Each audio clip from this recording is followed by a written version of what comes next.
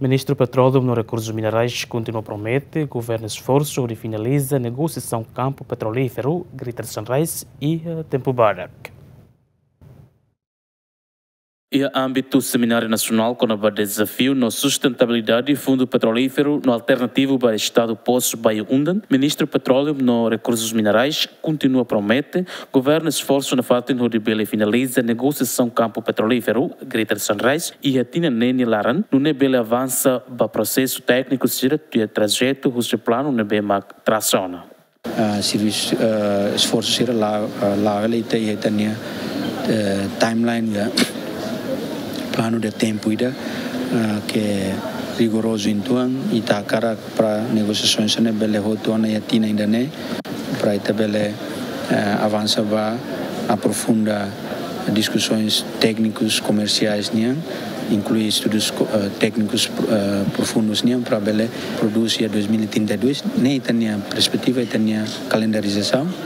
mas bem qualquer negociação claro ita mostra-se rono-se parte de soaring e está tenta convencer malo ela para calendarização ainda né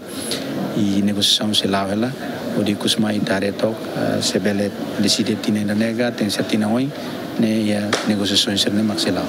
Nunemos vice-presidente Timor-Geb para desenvolvimento Greater Sunrise Hateten, da empresa estatal Timor-Geb mos continua coordena o consórcio no mos entidade relevante, no nebele finaliza negociação né. Depois de ter parte de esforço na fatin para tu bele halo hotu lalais e hita esperança bot kata karik tina no